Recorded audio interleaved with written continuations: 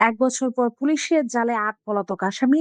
নাকাইহাট এলাকায় মধ্যরাতের অভিযানে চাঞ্চল্য। গাইবান্ধা জেলা প্রতিনিধি মোহাম্মদ আলমিনের পাঠানো তথ্যচিত্র দেখুন বিস্তারিত। গাইবান্ধার গোবিন্দগঞ্জ উপজেলার নাকাইহাট এলাকায় পুলিশের বিশেষ অভিযানে এক বছর পলাতক থাকা আট আসামি গ্রেপ্তার হয়েছে। মঙ্গলবার গভীর রাতে নাকাই ইউনিয়নের পাঠুয়া মালিনীপাড়া গ্রামে এক পৃথক অভিযান চালিয়ে নিজ নিজ বাড়ি থেকে তাদের আটক করে পুলিশ।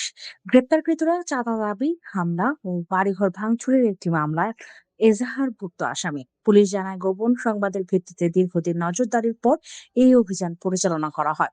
গোবিন্দগঞ্জ থানার অফিসার ইনচার্জ মোজাম্মেল হক জানান, পলাতক আসামিদের আইনের আওতায় আনতে পুলিশ ধারাবাহিকভাবে কাজ করে আসছিল। অবশেষে অভিযানে সফলতা আসে। গ্রেপ্তারকৃতদের বুধবার আদালতের মাধ্যমে গাইবান্ধা জেলা কারাগারে পাঠানো হয়েছে। এদিকে মামলার অন্যান্য আসামিদের গ্রেপ্তারে পুলিশের অভিযান অব্যাহত রয়েছে। এক বছর পর এই গ্রেপ্তারে নাকাইহাট এলাকা জুড়ে সৃষ্টি হয়েছে চাঞ্চল্য।